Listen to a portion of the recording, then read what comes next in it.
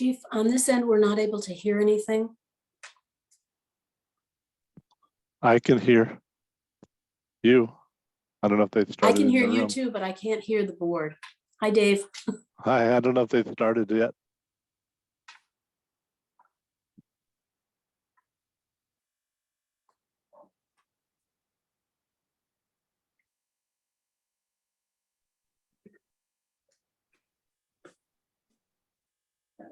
Can anybody online give us a thumbs up if you hear us? There we go. We can hear you now. There we Thank go. you. Thank you. Let us begin all over again. Welcome to Coastside Fire Protection District Board of Directors, regular board meeting, February 22nd, 2023. Roll call, please, Jean. Yes, good afternoon, Director Cockrell, Here. Director Hannah, Director McKimmey, Here. Director Cheryl, Here. President Burke. Here. Thank you. Please join me in the pledge of allegiance. I pledge allegiance to the flag of the United States of America and to the republic for which it stands, one nation, under God, indivisible, with liberty and justice for all. Do we have any members of the public who at this time would like to make some comments or questions? Members of the public, please. Hearing none, moving on to the consent calendar, let me note that Director McKinney is asked to be recused and directed from the consent calendar. With that, I make a motion to approve the consent calendar. Do I have a second? A second. I believe we have a second. Any comments? Roll call, please, Jean. Director Cockrell, Yes. Director Hannah, Yes. Director McKimmey, Yes. recused, Director Cheryl, Yes. President Burke. Yes. Motion passes 4-0-1 recused, Director McKimmey. Thank you. With the permission of the board, I'd like to move the agenda and ask moving to item B on the new business. And we have a request from the Dream Machine Representative Chad Booker. And Chad, if you'd like to take the podium and make your request. Thank you. Thank you for moving me on this agenda. I'm assuming you've all seen and read this letter, and I don't need to reread it to you. The Dream Machines is moving into its 30th year here. And we're glad to be back after a 3-year hiatus prompted by COVID and some other entanglements. And I think we're gonna have a good show this year. We're trying to line things up pretty well. The fire district has supported us consistently from the beginning on this event, and almost every year it's been at fire district expense, and that is the essence of my request here tonight. That once again, the fire board adopt the costs, or absorb, I should say, in your budget, the costs of providing fire crew and equipment out there. I understand it's some overtime and so on, but it's been extremely helpful. Whichever way you decide on this, we need the crew out there. Their professionalism and presence is something that we can't really be without. So that's my request. Thank you, Chad. If you have other questions, and Any questions of Chad? Yeah, I just have one question. It says the event is staffed by volunteers and has no employees. What's the status of Miramar events with the Dream Machines? Miramar Events is our promotions company, and as I point out in here, it's our largest expense is to pay Miramar Events, and they subsequently spend a great deal of money on promotions and advertising and so on. But our single largest expense to put the event on is promoting. Okay, thank you. And sometimes when you're out there busy parking cars, you say to yourself, it's been over promoted, you can't manage this, but it's a good event. Thank you. Do I have, yes, Cindy. I applaud the cause that you serve. The Adult Day Health Center here provides essential services in Half Moon Bay, and you are their primary fundraising activities. So Yes. thank you very much. Well, thank you. I've been on that board since 1984, and it's a good center. There's a lot going on there. It's been pretty interesting through COVID when they couldn't be open, but they still needed to continue to provide services. They provided a home and telehealth services to a lot of people, and we weathered the storm, You did. so now it's comeback time. Yeah, Thank you. thank you. Do I have a motion? But could I say one more Sure. thing? Then? As I mentioned in the opening paragraph of this letter, and I'd like to present this not as a request, but as an opportunity. The Board of Supervisors got a little tired of looking at me once a year, and pretty tired of putting this on their agenda.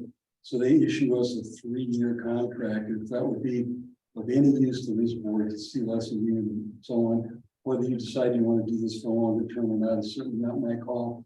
But if you choose to, they're on a 3-year contract. It starts actually this year. It's a 3-year cycle, and then somebody, hopefully not me, will be back in front of the Board of Supervisors. We will certainly consider that. Sounds. Thank you. Chad, may I ask real quick, is there specific requirements or is it just like an engine company? I know how it's operated in the past, and other volunteers have been involved in different scenarios for fire suppression for the event. But are there any specific requirements the event needs? What we've whether it's had in the EMS, past, what we've had in the past is an engine crew, and I'm assuming they've got some level of EMT or paramedic training, and then we do have AMR out there in China. I had made requests to them, but the person with whom I've always dealt with at AMR is retired, and so they're using there, and they're doing some internal question asking. Okay, so that hasn't changed then? No, it hasn't changed. You expect to have an engine that's pretty there as well. Thank you. Do I have a motion for the Coastside Fire Protection District to provide the necessary services to the Pacific Coast Dream Machines this year? The actual services provided will be determined by the fire chief. Do I have a motion? So moved. Second, Further discussion? would we want to make the caveat that we go for 3 years? I think we need to, this has come up before, and I think we need it for a contract, we need to get a contract. But I'm all for it, but we just need to do that. Any further comments? Contract, Excuse me? a contract. you said? Well, an agreement from our attorney, that's all. I see. It came up once before, there was some delay, and I can't remember exactly what. Well, I have no reluctance in coming back here every year. It's your agenda that's Yeah. busy than mine. I'm Yeah. tired. In fact, I suspect that just a letter would be adequate, but nevertheless, I would just ask the chief to look into it, and if it's appropriate, put it on our agenda for a 3-year contract, and we'll do it. Okay, For next year. Yeah, okay, yeah, okay, great. Thank you. but for this year, we have a motion and a second. Any further discussion? Roll call, please, Gene. Director Cockrell, Yes. Director Hannah, Yes. Director McKinney, Yes, Director Cheryl, Yes. President Burke. Yes. Motion passes 5-0. Thank you all for your perpetual support. Thank you, Thank you, great Chad. work. Yes, it is. Back onto the regular agenda now, if you would please, under continuing business, item A, review, discuss and consider approving 2 coastside volunteer firefighters and paramedic training as coastside, at coastside fire protection district expense. Chief Armstrong. Yeah, thank you, President Burke. Good evening, directors, and I have to apologize for not making it to the volunteer subcommittee meeting where this was discussed. I would much rather been there than where I was at. Just be on the record for that.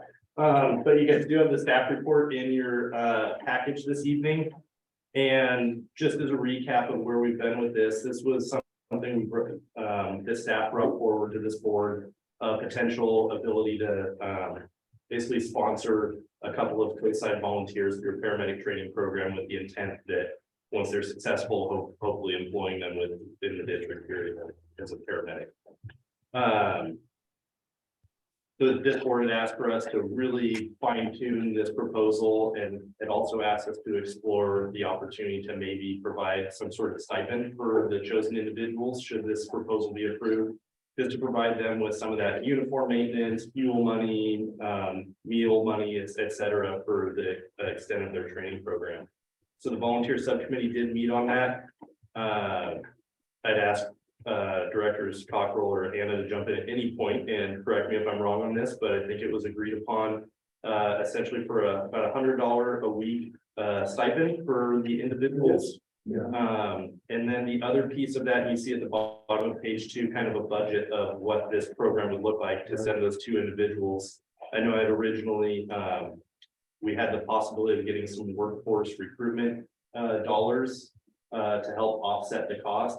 Turns out that neither of the individuals that made it through the selection process are underneath the income threshold to receive that outside funding. So the district would bear the full cost.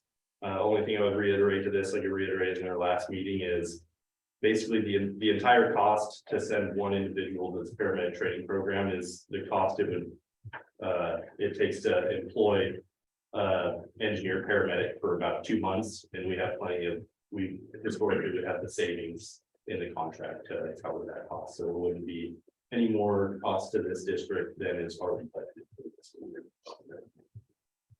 Thank you. Well, I'm happy to answer questions. Yeah, what assurances we have that these people who become certified paramedics become employees of the district or CAL FIRE in some form or other? Is there any requirement that happen? Thank you very much for the question. To be honest, we have their good word. We've explored, kind of, I don't know if Gene would like to expand on it further, but we have looked at other program areas before about like a contract retaining those people. For kind of forcing the repayment, and we found it to be problematic. I don't know if Gene has anything more to add on that. Well, you So joined I- me. Yeah. Oh, I'm sorry. I'm sorry. I didn't mean to interrupt. Well, the only comment I was gonna make was that we have a friend who's a doctor. And this doctor went to school based on the largesse of the Union taxpayers. But every time this person got an additional certification, there was an extension of time they would have to be served. A military doctor, just so you know what I'm talking about. Well, this person went to undergrad ROTC, it's a requirement of service after that, 4 years. And then medical school, which now increases a few more years. And then special certification to be a surgeon, that extended a few more years.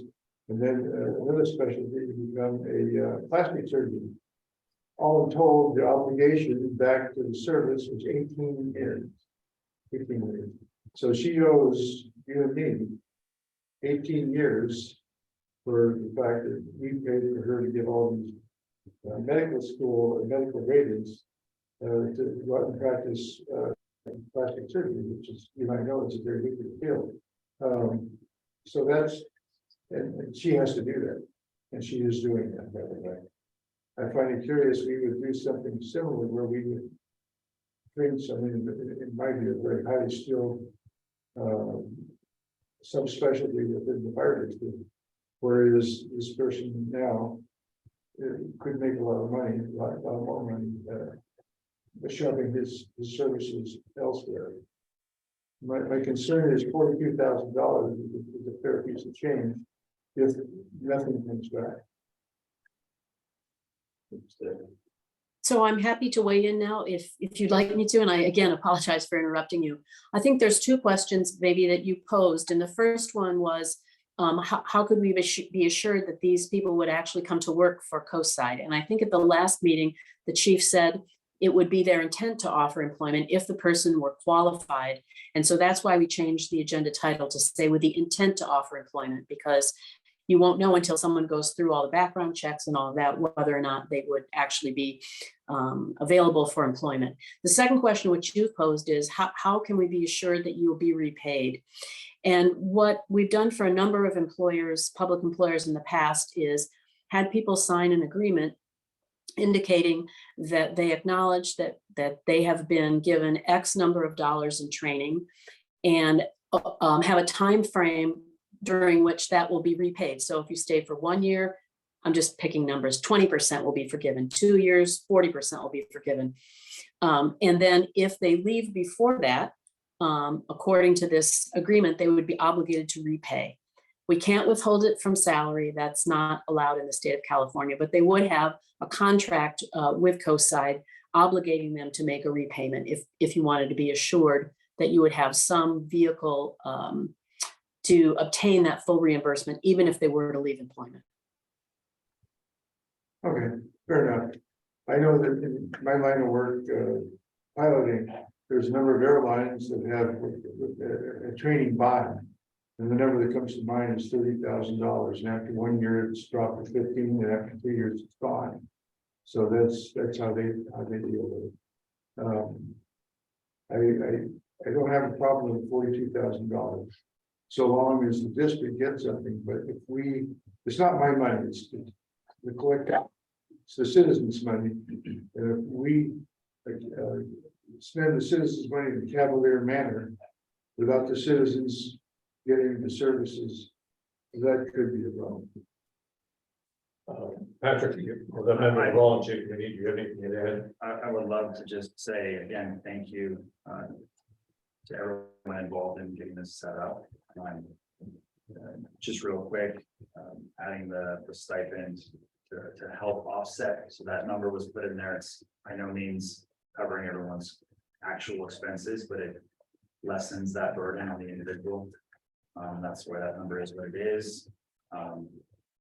Moving forward, I think this does relate a little bit to Director Cockrell's point about how do we make sure that this investment in these particular two individuals this time kind of gets paid back the service. And I don't, there's obviously a lot of legal / other things that would have to happen to maybe have that part of a future program moving forward if we continue this on annually or whatnot. But one thing that does come to mind today that I brought up previously, and I know it's kind of been discussed, is how can we make sure that that volunteer that now has an EMT/P card as a paramedic can function as a volunteer for our community while off duty, while being available here. As we know, the coast side has its uniqueness geographically. We know that even better after the storms we had in January, that we very quickly can be shut off from other assistance, and having an additional paramedic, 2 paramedics on the coast literally is a lifesaver. So I know there's some challenges that have to be worked out to have a volunteer firefighter medic function as a medic, but I do feel like it's totally possible to do. So I'd like to continue that process and kind of look at it as like that, at least to some extent, is a repayment to the coast side by having those 2 volunteers, regardless of where they're employed, living here on the coast, as medics available to the coast siders. So other than that, I'm okay with that. I look a little further into the funding potentials. I guess the restrictions with this Nova Works environment, they were their threshold was pretty low. And I don't even think you could live on their income caps. No, it was quite low. And we're talking about the 2 individuals are young, students, almost aged individuals. So yeah. And then I even looked into what other options are there, what's out there for funding for this this field, and it didn't seem like there was much. So Thanks, made it so difficult for people to get there. Yeah, so thanks for trying. Obviously disappointing that we don't have some offset. But again, if the volunteer medics can work on the coast as volunteer medics, I think that is a fantastic way to help, get back the coast where it's done. Well, I would view this as an experimental program. If it works, I'd like to see it repeated, maybe if possible expanded. If it's successful.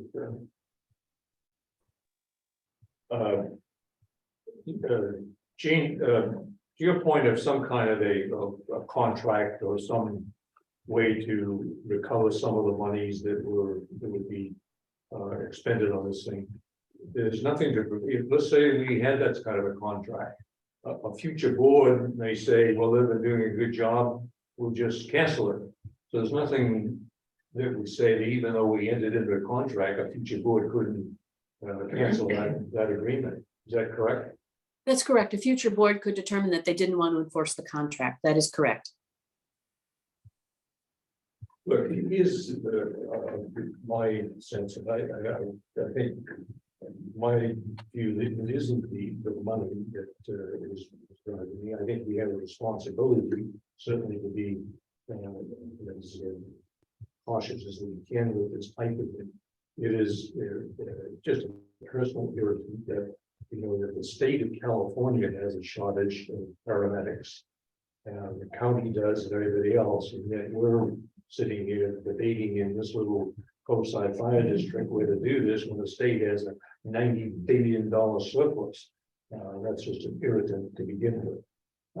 However, the second point, I guess that I would make is that there's not a lot of ifs on this thing. We're gonna, at the bottom line, and we go through with this, we're gonna be trusting to ourselves and the individuals involved and everybody else to perform for the benefit of the citizens and the people that live in the district. And I don't know the individuals. I've gone through the testing. Some people know them, seem confident that they're responsible individuals and will do their best to do whatever they want. But there's no way we're gonna tie them down to what ifs in 3 years in the future. It's just a fact of life as far as I'm concerned. Let me ask you the board this, would you prefer at this time to make a vote on this? Or would you prefer to wait to see some kind of a contract? Or vote and then get the contract, we don't have to adopt it. President Burke, if I may, I believe there's also a time constraint for this particular. Oh, is that correct? There is a time? And okay. from the volunteer All right. committee, myself and JP's All right. recommendation is that, yes, we vote. And we're recommending. All right. I understand. Is there a question from Steve Starkman? Yes, thank you. Can you hear me all right? Yes. Yeah, so I want to make the comment I made in the October meeting. That the paramedic shortage, and I think this is what I remember staff saying, is that there's a paramedic shortage throughout the state of California. So it's not an issue that's just facing the Coastside Fire District. It's facing CAL FIRE at probably the highest level, but each agency is competing for paramedics. They're behind schedule in providing paramedics to the training system because of the school's time that was lost in COVID. So I will also want to emphasize what I said in the October meeting is that all public safety, fire and police, when you train somebody, you always have that potential that you're going to lose that employee to another agency. I think staff also stated that that kind of all works out at the end. So there's a certain amount of good faith to get people trained. So to make some kind of sacrifice on each local level, I agree with President Burke. It'd be nice if the state did it, but that's not going to happen. And that's not a part of the solution in the board's decision today. So I would think that we can't lose sight is the board's position is to ensure that there's the highest level of service that's provided to the coastside. That should be what drives all decisions. And I think staff has reflected that that provides a potential for that to happen, whether it's in retention of employees or whether it's in having extra trained paramedics as volunteers on the coast side. So I think it would be wise to approach it that say you're going to train 6 employees, instead of making restrictions at the beginning, which is going to limit your ability to get volunteers to even sign up for it. If you maybe wait and say, after we train 6, let's go back and look at it. Let's see how many of those 6 we retained. Let's see how it affected service levels on the coast. Let's have a real number on what that cost. But I would think it would be the wrong approach to try to put restrictions before the support comes. And that's all I have to say. Thank you. Thank you, Steve. Thanks, Steve. Do I have a motion? I think we should move forward with the contract. I would like to move forward with the vote. Yeah, Well, if I understood correctly, the wait for the contract is would be after, if we wait to the next meeting, would be after our next board meeting. So, I mean, it would be after the training session again, I right? got that. Can we vote on it and say there's going to be a contract put in place? I motion that we vote on this particular. Well, ordinance or with the paramedic program as we discussed and the volunteer committee has decided to recommend it. You know, I think I sense there's a willingness to vote. It's a question of whether there's after the fact, some kind of a suggested payment contract I emphasize a suggested payment contract be completed, given to these two individuals and see what that brings to us. Because as we mentioned, there's no way we can completely enforce that contract to be. So I would like to have a motion to approve the staff recommendation and also provide a suggested contract for signing possible signing by the two individuals who attend the training. I believe that He's done it with a contract, a suggested contract to be signed. I motion to approve as written here on this report, adding more to that at this point. Doesn't make Adding sense. nothing to it. Adding nothing to it. As written, that's a motion. We have a second to the I motion. second. Motion and second. Any further discussion? No discussion? Roll call, please, Jane. Director Cockrell, Yes. Director Hannah, Yes. Director McKinney, Yes. Director Cheryl, Yes, President Burke. Yes. Motion passes 5-0. Thank you. Moving on, continuing business.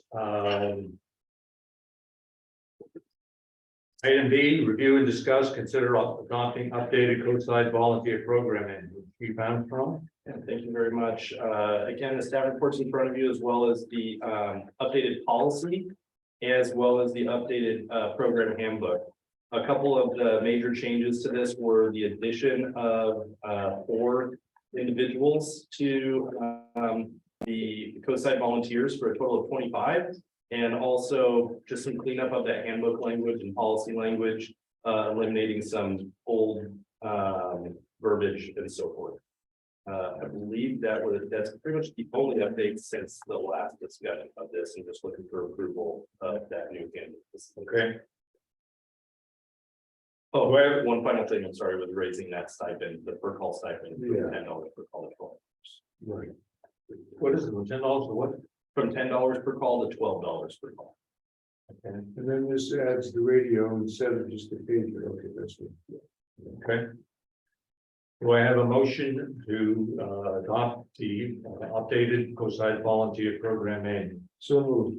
Second. Moved and seconded, discussion. I'd just like to congratulate the committee. I think you did a really good job of cleaning up the language and resolving some of the issues that needed to be addressed and putting it all together in a very comprehensive manner. Any other comments, questions? Roll call, please, Jean. Director Cockrell, Yes. Director Hannah, Yes. Director McKinney, Yes. Director Cheryl, Yes, President Burke. Yes. Motion passes 5-0. Moving on to item C, review and discuss updating strategic plan initiative progress document. Director Cheryl and Director Hannah. Whoever is, I'll do Sure. the first Okay. part with the table here. You see the table with the blue highlights just gives a schedule for the year in terms of what items we might discuss for a few minutes at each board meeting going forward. Again, this is part of an educational effort. Perhaps focused on the new board members who have a lot to learn on this. So this is a proposal. In January, we did in fact rotate some of the board committee assignments. In February, we have had a discussion about policy and performance prior to this meeting taking place. And Director Hannah will talk about policy and performance issues that are particularly germane that he feels we should discuss. So what I'd like to again say, and I think Director Cheryl just reiterated, is trying to get education and whatnot involved in this board for both the new people and everyone that is curious. And part of what I've done is reading through everything, and I have gone through, say, the job description, and obviously our core is to represent this district for the people of the district. Obviously, in order to do that, I need to have as much education on this in general as possible. And I think moving forward in discussions that I've had with chiefs and individuals that maybe looking at doing a study session or another way of approaching where the board can come together in a setting that's allowed to learn about the budget. I mean, I myself and Director Cheryl had an hour with Chief Armstrong today, but an hour is obviously a small amount of time to absorb and learn how this entire program works from a budgetary standpoint or contract standpoint. And so just by bringing this information up to discuss in a board meeting is also not enough time for that knowledge to occur. So I'm going to skip what I wrote here as far as what's related to what I want to say, and that I just would propose that we do some kind of session as a board to go through and learn to better understand, at least for myself, these aspects of the budget and the contract and the deliverables and how we can improve if necessary or discuss possible improvements when necessary.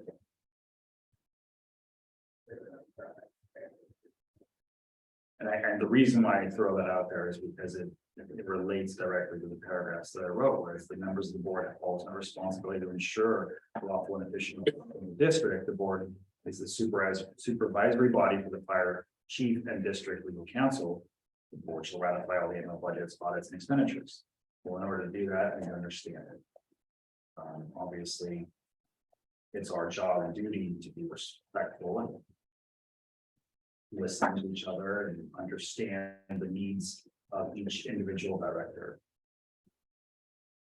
So that we can, of course, commit ourselves to providing the most excellent leadership that results in the highest level of care for our constituents on the coast. So, Well, this is my, just a response, this is a discussion item, and I'll vote on it, just we can bring up. Let me just suggest a couple of things. One is that, and I won't go into this, but I think we've kind of got confused between some action in the past between action items and strategic plans. I mean, you can have a strategic plan with various action items under it. And I think we've got kind of that a little bit mixed up, but it's just an open comment. In terms of board subjects to discuss or update or whatever you want on, I mean, I think I'd like to have a specific item put on the agenda, whatever that you choose to do. Your comments on your thing, for example, had to do with the job description, so it was part of the board policy, which actually, if I recall correctly, Union Savory actually helped us put together to do that type of thing. But if that, as an example, was a subject you wanted, that's fine to do it. As far as the and similarly, there are things that Cynthia has put together on the listing here, but I would just ask that it be specific. I mean, we just have to, start working over all kinds of things. The more specific we can be, I think the better off we're going to be. And the other just item that I would add to this is that we spend, I forget what it is, for 10+ thousands of dollars to belong to the California Special District Association, and they really have some outstanding programs on just about any subject you can imagine, from finance to planning to governance and all that type of thing. And I think individual board members can, encourage to, we're all encouraged to go to them. And I would think that if some of those sessions, either by Zoom or in person, that we are probably going to be taking more advantage of, because we're a member of it and we're doing it. So that's going to be my comment. Any other comments on? I agree with you, and I apologize for maybe being a bit broad with my open discussion about it. I am attending a SET conference actually next week. Yeah, that's right. Yeah. The other suggestion I would have that the board wants it, I don't have in one spot our policy documents. We have a lot of policies. And it might be helpful if we could ask the chief to put together a manual as well for something with our policies together. Because there certainly are a number of them. We just talked about one of them, the volunteer policy, and there's numerous others that we do. And if there's no objection, I would ask chief and without any rush, that I would like to see just a compilation of whatever policies we have. I think it would be helpful to all of us. Anything else? I just want to say thank you for this, in the 7-year operating plan. There is that's a great idea, the policies in one place. But in the 7-year operating plan, there is a performance section here. Yep. Hard to see on the screen, I'm sure, but it lists by the year exactly the action items that are being pursued. Yep. It's an excellent matrix. Yep. And if we just stay on that matrix and really come back perhaps with some sort of performance reporting in whatever capacity the staff feels is suitable, this would be wonderful to keep up with how things are going. Very good. Good point. Thank you. And moving on to new business. Item A, review and discuss budget and finances. And that is my name after this. Let me go in with a couple of things here.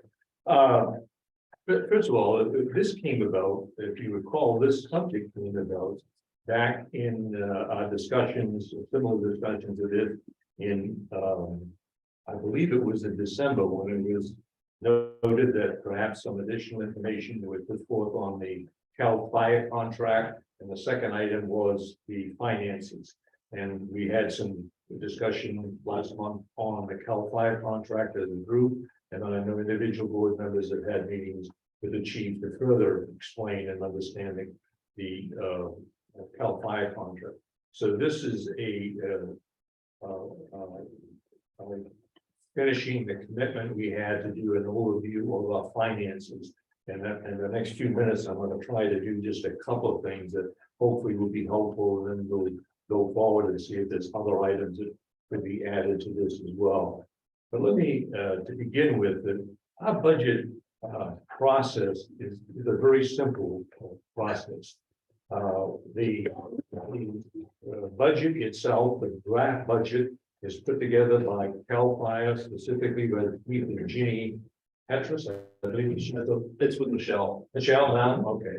So the basic document, the draft document, is put together, and then it comes to the finance committee and the board of directors as a preliminary budget in June of this year. And we'll have a budget that will be in front of us at that particular time.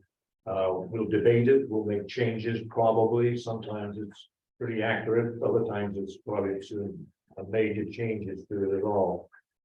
In the preliminary budget, a lot of of course, because it is June, a lot of the expenses are not in. CAL FIRE will probably have just one of its quarters budget in our payments in our hands at that time. So there's some adjustments that will be taking place between June, and then the board will vote on the final budget in September, if you will, at that time. Also each year, and you got it, you have an annual audit will be done, and if you've not seen it, board members can have access to our annual audit to go through it and look at all the big data you'd like to have. This is not in your packet. This is just the one as an example that is available to you. There are other documents that have a lot of background information that are available to the public and board members. The CAL PERS liability and what we owe them and what our payment things are for both the safety and the miscellaneous. That's another document that we get each year, and it comes to the board for review when we receive it. And those documents, you've had one. The fourth one that I would mention is a detailed investment summary of where CARS invest our money for the healthcare of the retired employees. So background material, there's a ton of it to look at. Every bit of it comes before this board at some point or other to, for our approval, in that area.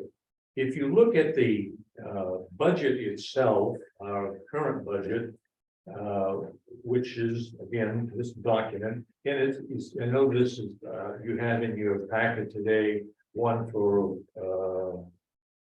final budget and also the preliminary budget that are in your packet today. Just a couple of items that I'm not gonna read, certainly what is written here is pretty obvious, but a couple of things I'd like to just point out, I think they're kind of the basic of the budget. If you look at the summary page in the 22 budget, you'll notice that at the very top line, you see a fund balance carryover, and it's some five this past year, it was some, or this year, I should say, it's some $5.9 million that we carried forward from that was not spent from our 22 budget, and that's the amount you see at the top. And then you see the different categories as you go down through there, what we're planning on spending and all that type of thing. Total revenues, if you will, taking into account the fund balance that we bring forward is some $19 million. And our total planned expenditures for this year are some $17 million. And we're planning on having a fund balance to carry forward in 24 of some $2 million. That's the basics what we're doing in there. Now I would. This is very preliminary, but I would say that probably that is a very conservative fund balance going forward. But nevertheless, that's what we've approved, and that's what the ballot is. You've heard this before, that one of the items that gets a little bit misleading is that the CAL FIRE expenses are all planned for at top step in terms of earnings and that. And as a matter of fact, not all the employees are at top step. In fact, a lot of positions may be vacant, and there's a lot of irregularities that might happen. So that there is some area at the top of the budget, particularly in CAL FIRE. But I think that budget, which we've approved, is the $2 million amount that the budget, I should say, the fund balance going forward is $2 million. I personally think that's a little bit conservative. But we'll all see it in June. If you look at the revenue side of the budget, just to point out going forward, the revenue side that you have in your packet, it's pretty straightforward. The fact is that we are very dependent on a property tax. Some 90% of the revenue in this district comes from property tax. There are a lot of those small items that come in there. You can see it on this page. But the revenue, the property tax is the big item, if you will, that amounts to some $12 million.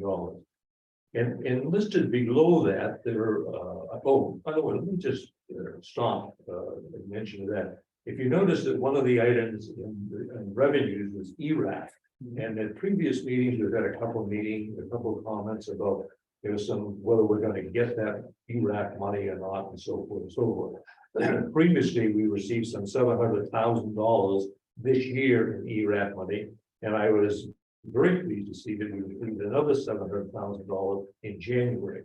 So we will receive for the year, we will receive not $700,000, but $1.4 million, which is terrific. That was a little bit of a concern, but that's one of the revenue items.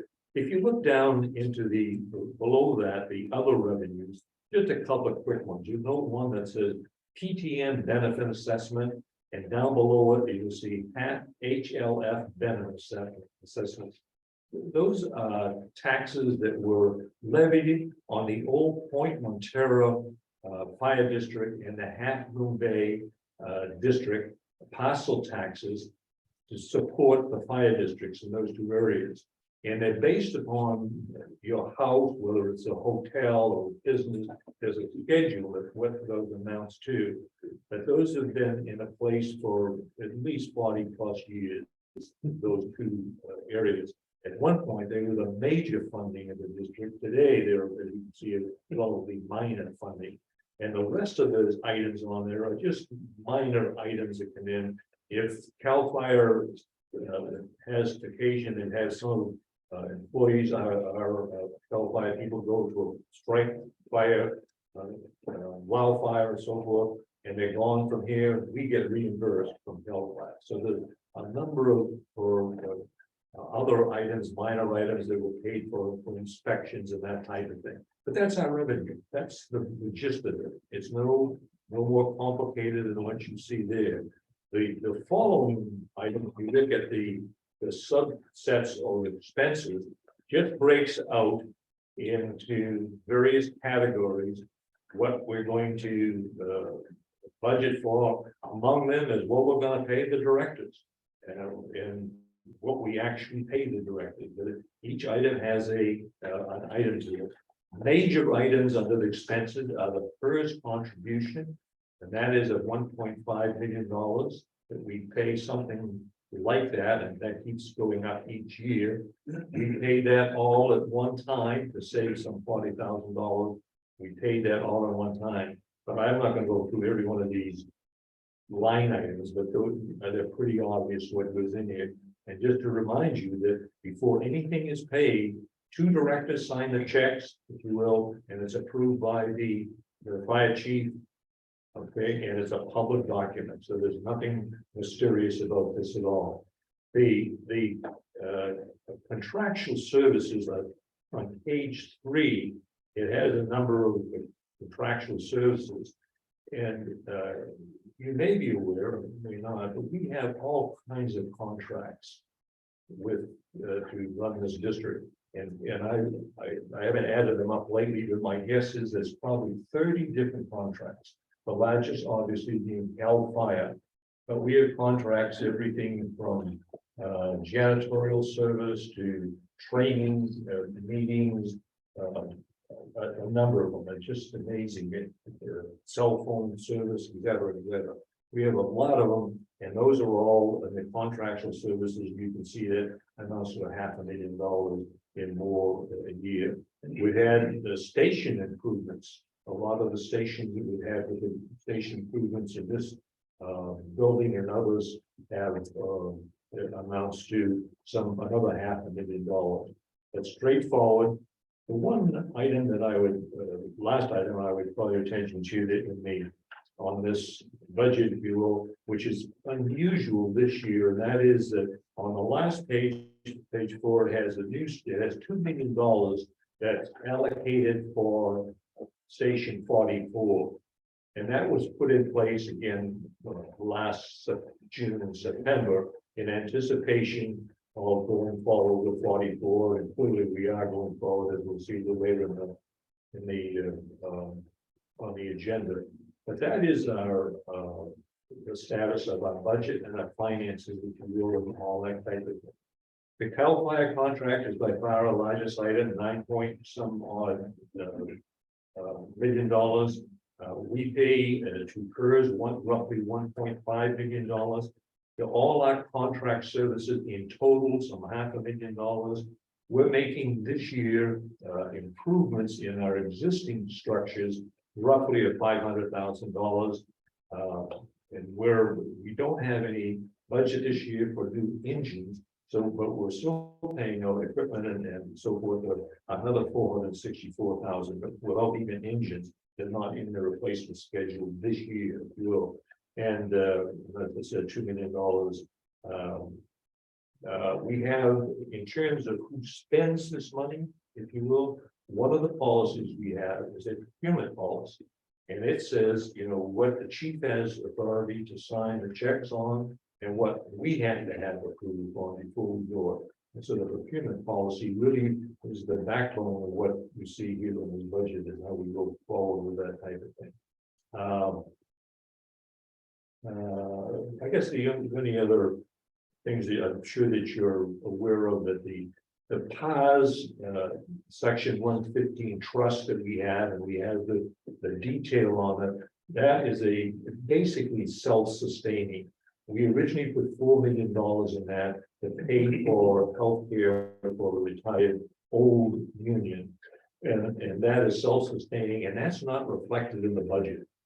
But it is paid and it's automatically comes out of our funding each year, out of the trust fund each year. That is an update on an overview and an update on our finance budget and our finances. Any easy questions? I'd be happy to answer. I don't have a question, but I have a statement for the new board members.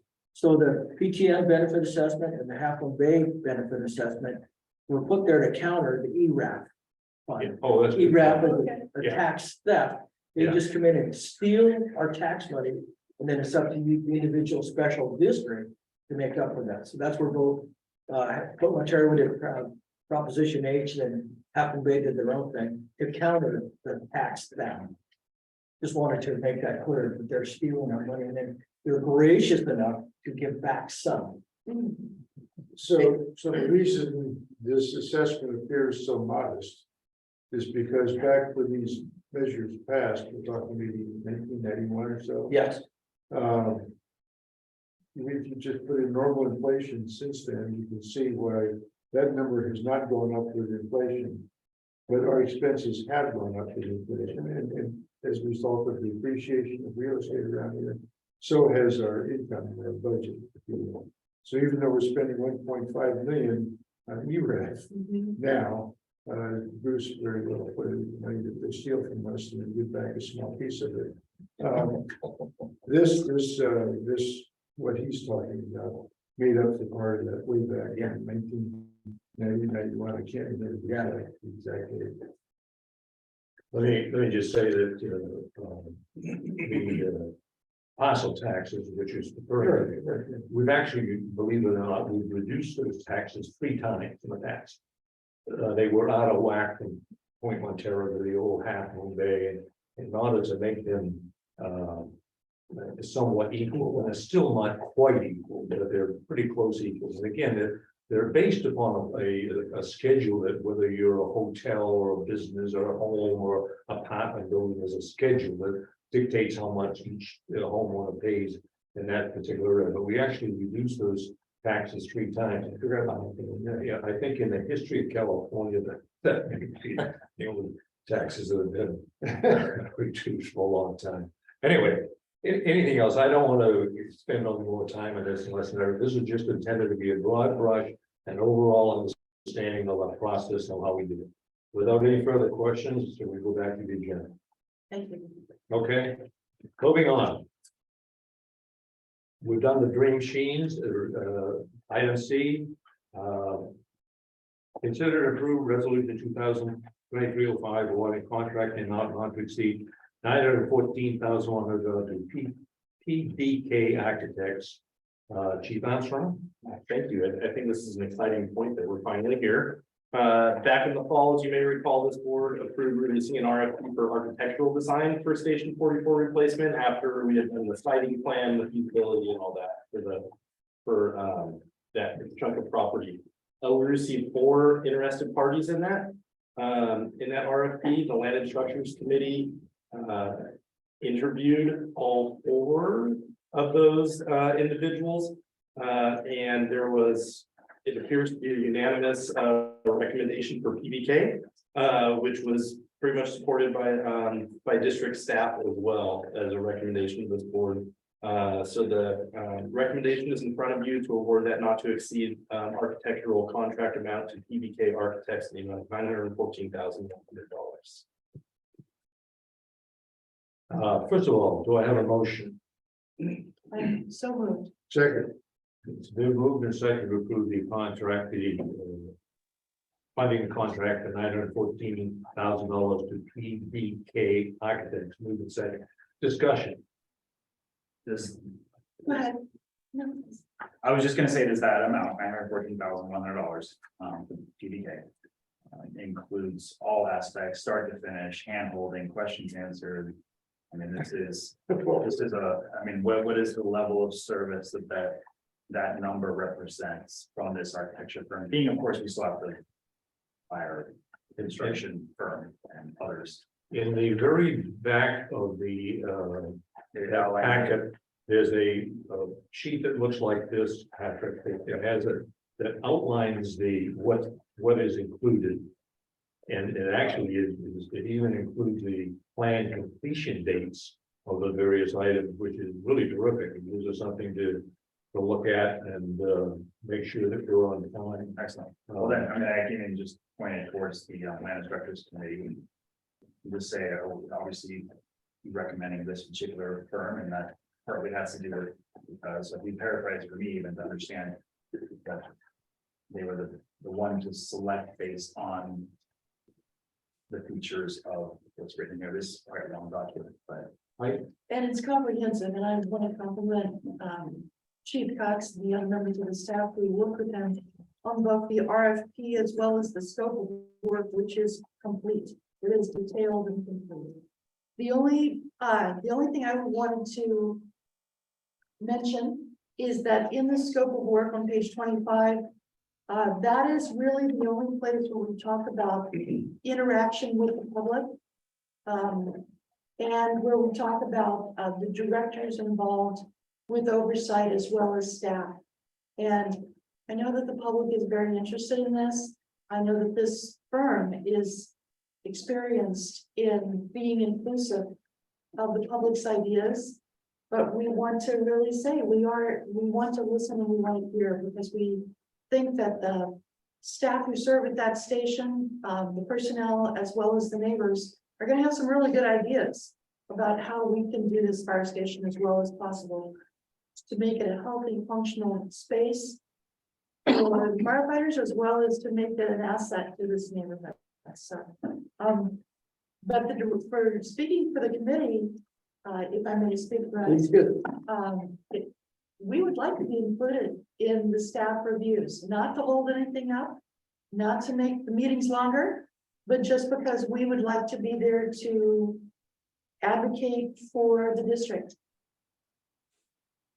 as we go through the review process. And there will be multiple, of course, reviews and site visits. I don't think there's any problem with that. I don't think so either. No, I just thought I'd No, throw my hat in the ring sure, and say, contribute, you bet. we'd Go ahead. like to be there. That's all.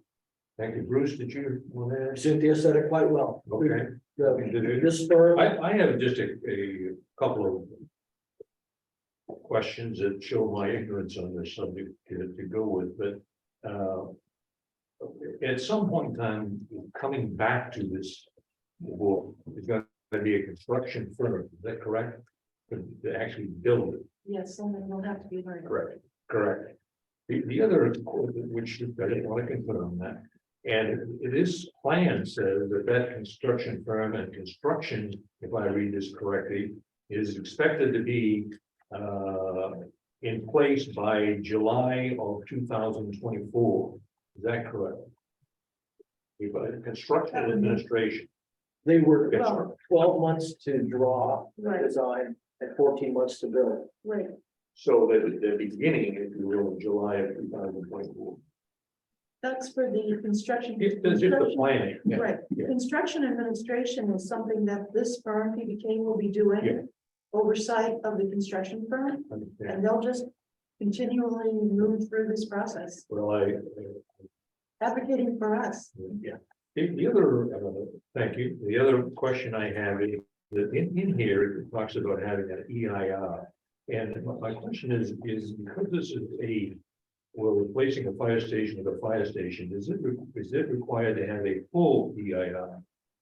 Does anybody know the answer to that? President Burke, I'd be happy to weigh in on that. I think that as the project gets designed, that's the point at which we'll make that determination, and we will retain an attorney who specializes in CEQA work to help us assess what level of review we think is appropriate, and the board will make the final determination on that. Thank you, Janet. It's just that, that's another very expensive and time consuming effort. And it just seems to be replacing one with another, but I'll wait to see what happens at that point. That's fine. Something that's more of a remodel. It's like, don't take one wall down and you have to do less. Yeah. Any further questions or comments? We have a motion to. I have a public comment. Excuse Are you me? taking public comments? Go ahead, please. Oh, thank you. Sid Young, Moss Beach. I just wanted to remind you guys that the Midcoast Community Council heard lots and lots of complaints, I guess, from El Granada neighbors because of the lighting at the other new fire station. And hopefully you'll have some kind of design review or community input before you send it off to Planning Commission or whoever else you have to go through, or at least consider doing more low impact lighting in this particular neighborhood. My friend lives right downhill from you guys, so I'm sure that will be one of her concerns. Thank you. Thank you, Sid. Roll call, please, on resolution number 2023-05. Director Cockrell, Yes. Director Hannah, Yes. Director McKimmy, Yes. Director Cheryl, Yes, President Burke, Yes. motion passes 5-0. Big step forward. Thanks, Pete, thanks to everybody who's involved in doing the interviewing and deciding on a contractor here. That was a Herculean work and well done. Great job. Moving on. Item D, motion to adopt resolution 2023-06, authorizing investment in district monies in local agency investment fund. Chief Armstrong. Yeah, thank you, President Burke. This is a kind of an annual housekeeping measure with the local agency investment fund, also known as LAFE, that holds basically savings, if you want to, monies on the district behalf. And this is a document with your approval that'll just will have a signature page for the authorized persons to sign for approval of said funds. And that'd be myself, Chief Cox, Michelle Ortiz, and Chris Bradley, with the staff. Let me, I have just an observation or a question regarding this. First of all, having people sign it is fine. I mean, approve it to move monies around. The thing that is that it struck me as I read the resolution is the lack of a board involvement in moving monies around. What had happened? Just to back up just a little bit, we had at one time a internal service fund was a very intricate part of our budget, and in that the board approved as part of the budget anytime we were going to move monies from LAFE to the county or back, however they're going to do, the board would approve it. Now, we have not used that internal service fund mechanism in that manner for the last couple of years. Nothing wrong, it's just a different way of doing things. But absent that approval of the board to move money, it just seems to me that someplace in this resolution, there ought to be wording to the effect that these people, that the board will be, and maybe I need help with the wording, that the board will be advised or approve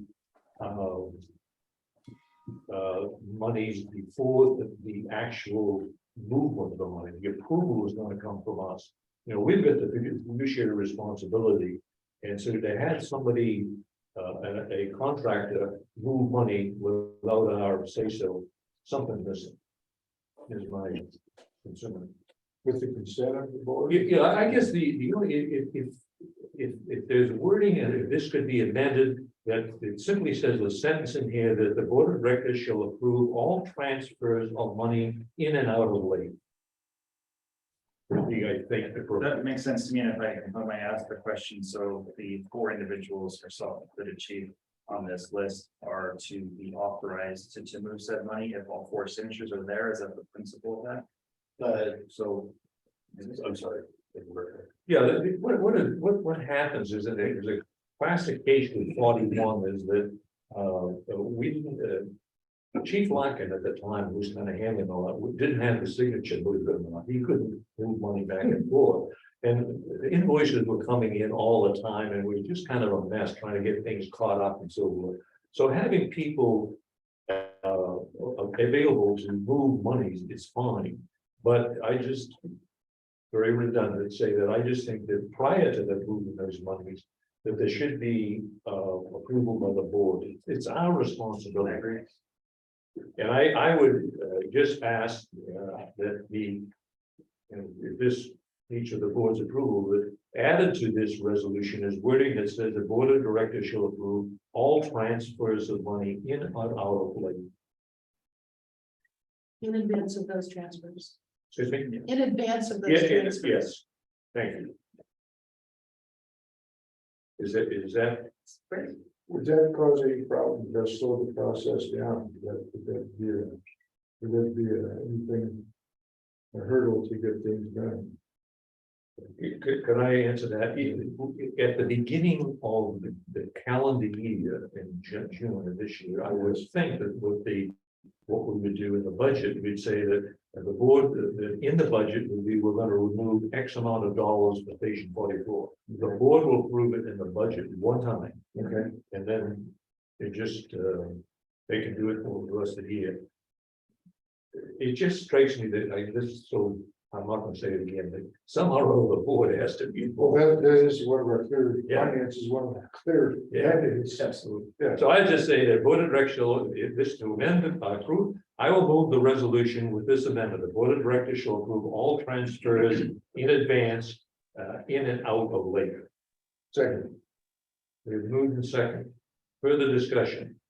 Chief, do you have any questions or problems with that? No, not at all. I appreciate the concern. It only makes perfect sense to me. I agree. It's the fiduciary responsibility of the board.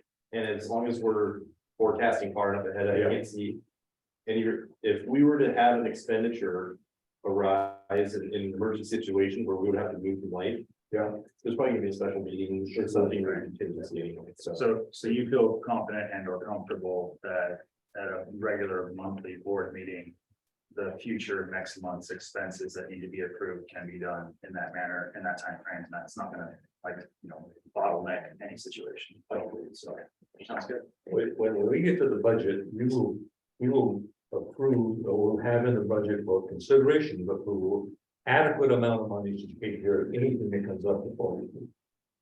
Okay, we have a motion and a second. No more discussion, roll call, please, Gene. Director Cockrell, yes, Director Hannah, Yes. Director McKimmy, Yes, Director Cheryl. Yes. President Burke, Yes. motion passes 5-0. Great. Moving on to Board of Directors and Chief Reports, we have the Finance Committee. Did not meet, but in your packet, of course, will be spreadsheets for the first 7 months of the year, and it's pretty straightforward. There's nothing that really strikes me as being terribly unusual. I've already mentioned the good news, we got the second ERAF report. We've on our expenses, we've only got 1/4 of the CAL FIRE contract that has been paid, so there's 3/4 that do. That's why our expenses look so low if you look at that. And as you know, late there's $13 million in reserve, and San Mateo County has $2 million. The only other tip that I just throw out is if you look at this, you'd also see that the PAS has paid out some $132,000 for healthcare year to date, and the fund is down only $112,000. So in a very tough investment year, to say the least, I think PAS has been really doing a great job. My hats off to them. Their recommendation to us a few months ago to reduce our exposure to equity was extremely timely. Really helped. That's my report. JD, any? no, that's good. I was reading over the fire statement earlier today, wow. Amazing, was very hard. Yeah. Volunteer committee, any further comments on? If I might just say that I think previously in this meeting, we discussed the things that the committee has worked on for the past 2 months. I appreciate everyone's thanks for that, and it's our pleasure, and I believe that we're doing good things moving forward. There's nothing else for the report. JB? I just want to add that the volunteer dinner will be May the 6th, that's a Saturday. The IDS hall, we're still discussing whether it's going to be crab or salmon. I will tell you that based on the cockerel budget right now, crab is down. Way down. Crab is down. They're working on getting their ID card. The training academy is going well. And the engines will be getting there soon. The chief requested volunteer help on weekends for the academy. I want to comment that the board has talked about it yet, but as a result of the shooting, the volunteer staff engine went 40 for about 4 or 5 hours. In addition, one of the volunteers looked after this particular area where they set up the helicopter landing zone. So that was a case where the volunteer actually was able to step up as part of that whole rescue operation. It turns out the patient, only one patient ended up being served for that, even though they had 2 helicopters. My understanding was from somebody who was there, the patient didn't look good at all. His survival was up in the air, and I'm happy to report he did survive. And that's all I'm going to add above what. Okay. One small note, the volunteers are participating in Versailles Gives this year, which is a community-wide online donation portal. The actual day is May 4th. So I hope they are very successful. I had us off to Brian McGraw and Jeremy Schmidt and Shannon Fairbrother, the 3 volunteer firefighters who are leading that fundraising effort. Okay. Just real quick on JB's deal about the crab. Right now, crab's $6 a pound off the guns. That was like 9 last weekend. Yeah, it's dropping like a stone. At Costco, it's $4.99. That could be last year's crab. Oh, really? Nice. Oh, yeah. Because they buy it cheap. Right now, they're paying $1.85 up north. Cook it, freeze it, sell it next year. But just right now, it's cheap off the Good boots. for crab lovers. Yeah. I crab last week. The information you gather that the coastside fire protection.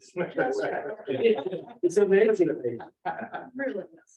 Okay, moving on. Land and structures report. Anything further, Director McKinney? I think we kind of covered it. We say thank you. We are so ready to get started Yeah, on this 44 station renewal business. I got my shovel ready. I know, we are all set to go. Thank you very much to everyone for making it happen. Good work. Vegetation Management Committee, Director Cockrell and Director Hack. No report. No. Okay. Special District Association, Director Hannah. Previously stated, I will be attending a conference for first time individual this Sunday. It's the 26th through the 1st. Southern California. Good. So I look forward to, as you described before, all the things that you can learn in regards to what they can offer education wise. It's pretty, 3-day full program. So I expect to be able to come back next month and tell you all about it. One of the items is that when we board attend a conference like that, you give a report to the board the following month, so we'll follow the conference. Absolutely. Okay. ALS liaison, no report. Emergency preparedness. That's good to see. Chief Cosgrave on. Yes. Chief, are you there? David. I just had a screen covering my mute button. Hang on. So you hear me now? Yeah, so it's been busy, obviously, with at the county. We're mostly in the recovery phase. We set up a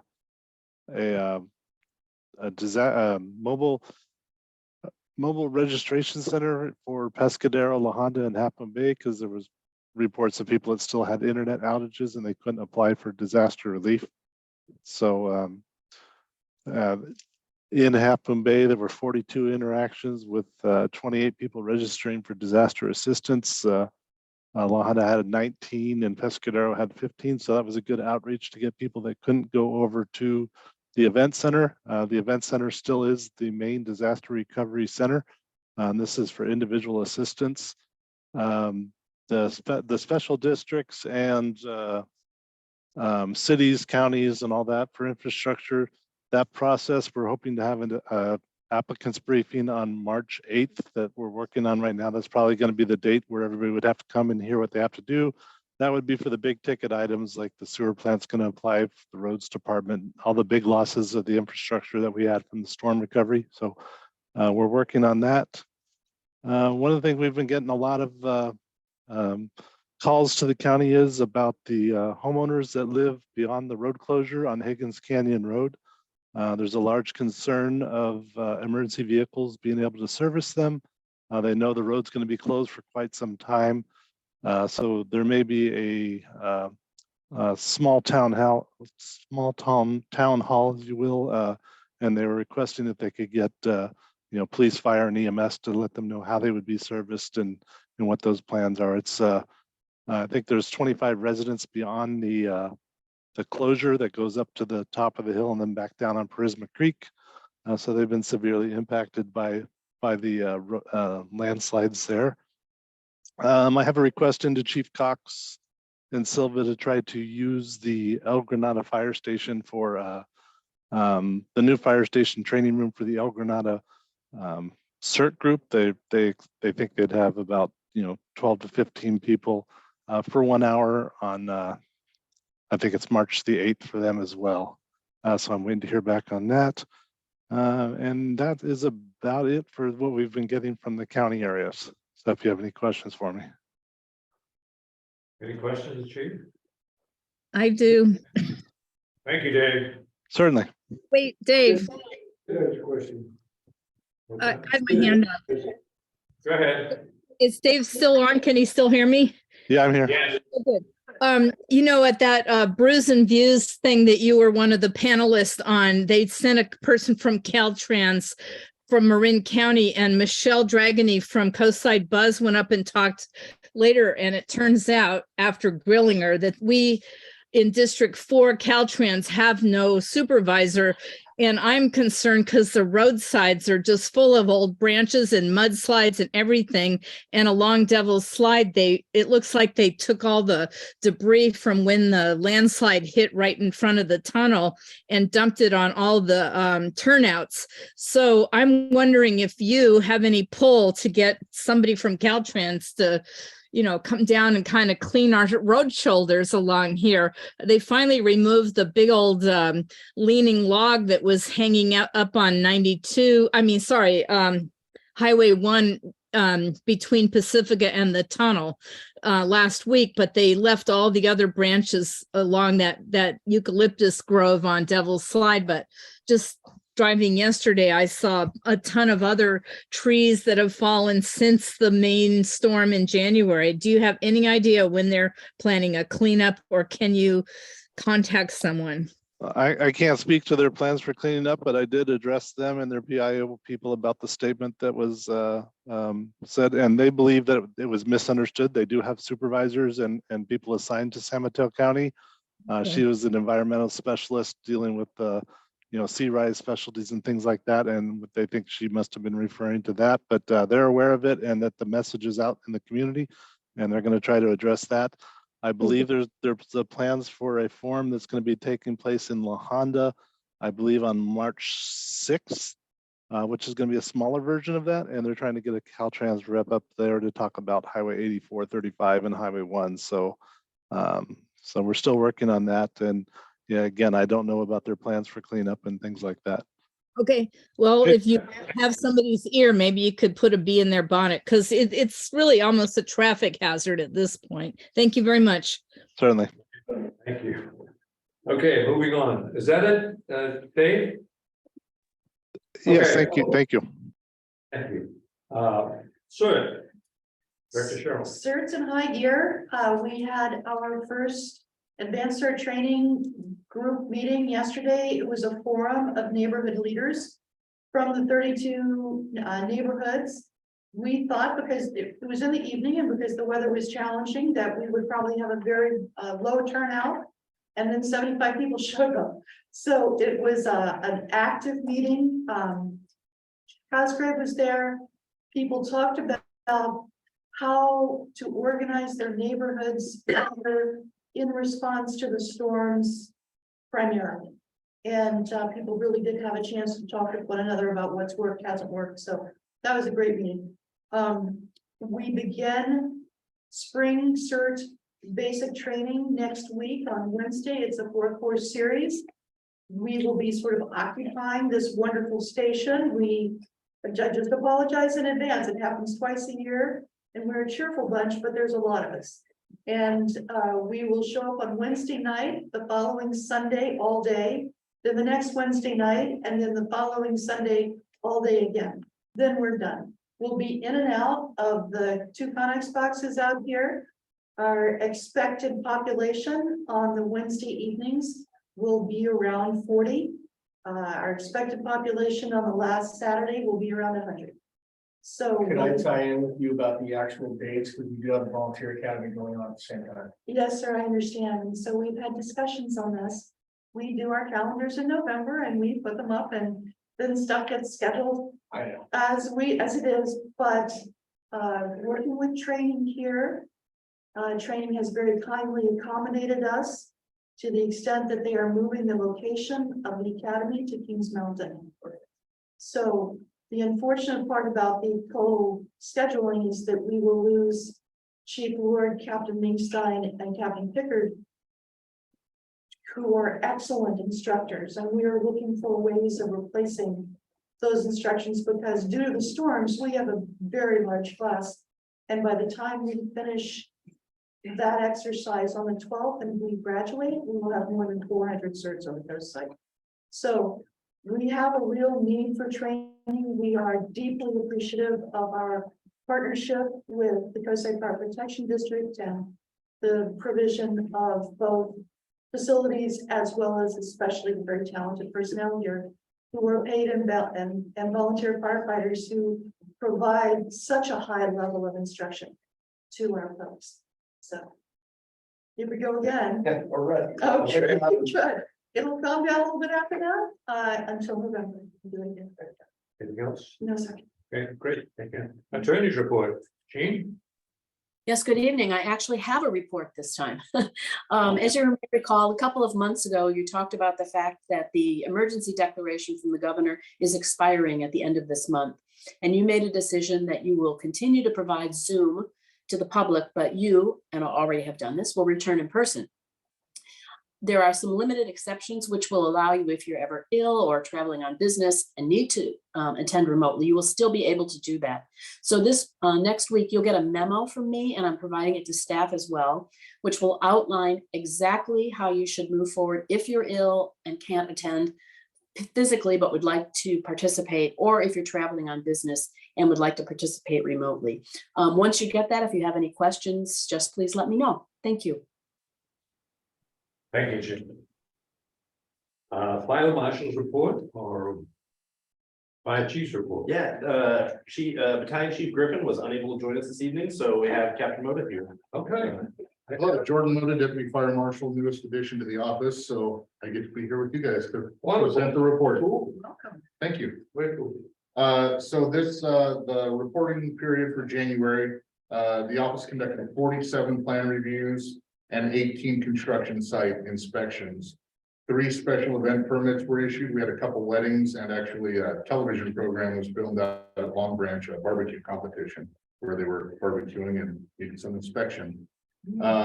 Business inspections so far were completed only 5 for the month of January. We're kind of getting off the ground with the engine crews. I would expect to see that number greatly increase over the next coming months to consistently fill the 722 that are still remaining. We should have those done by the end of the year. 0 of the mandatory inspections were completed with 97 remaining outstanding. 0 defensible space inspections completed. We have been working with vegetation and weed abatement programs. We have contractors should be starting this week if we can get in before the rain, and continuing to complete the vegetation abatement work. Smoke detector inspections were 10 by the engine companies, and no AM&Ms were submitted or approved in the month of January. End of report. Thank you. Good report. Thank you. Thank you so much. Lots of work there. Yes. Was there a resolution to not having contractors for heavy fuel to apply for the contract?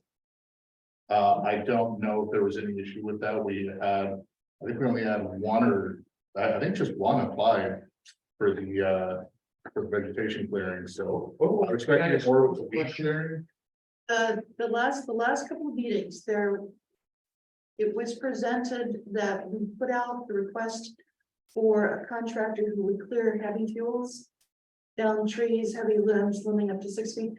And no one responded. We only had one respond. In fact, I thought we signed it, we approved the contract. We did. Yeah. Yep, he's starting his work this week. He said if he can get in before the rain and continuing for the next several weeks All right. on the lots that were already approved and provided on the list. Yeah. Yep. That it? Thank you.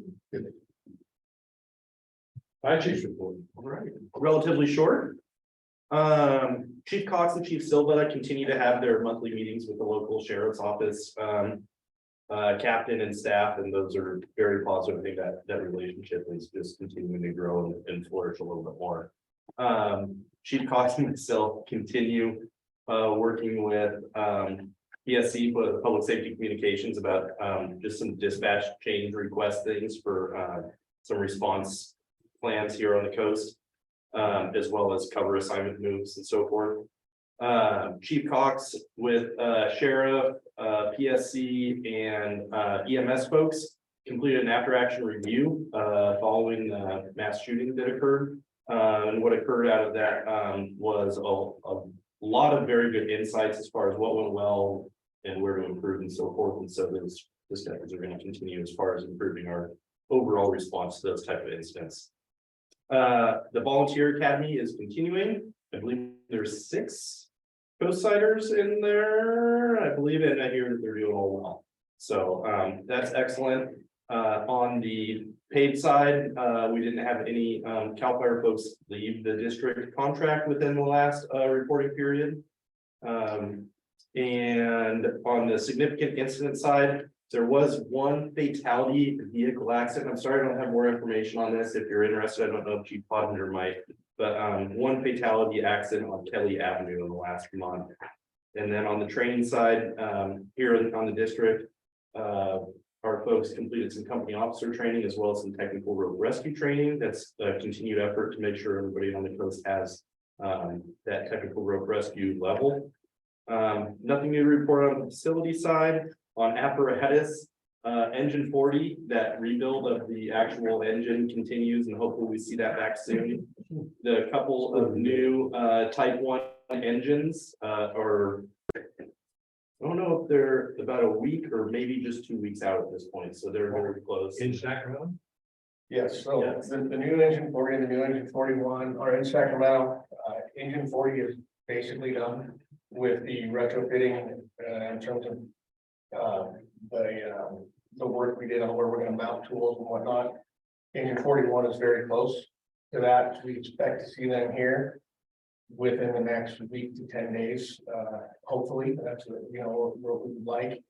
And when that happens, we're going to put them both in station 41 to outfit them. We've accumulated the gear and the hose. The hose is here. We're going to move everything. So we're gonna get everything, just pull one in and get it done, pull the other one in and get it done. Why they're there. Why there's not a whole lot of difference, there is some difference in the engines, so we're gonna conduct a small training with everybody in the district on those engines, and we have new folks in the district as well. So it's a good time to get everybody together for fresh on new engines.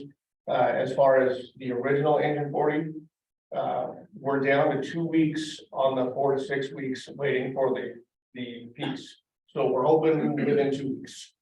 As of like 2 hours ago, we hit that 2 week mark. So we think we're right there. Everything's flexible.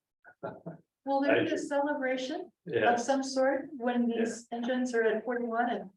Well, that's very good point, and we will talk about that. There are some fire service traditions when you get a new engine about how that engine enters the station and how it's pushed in by the on-duty folks, and we are all gonna get together and figure out exactly what we're gonna do.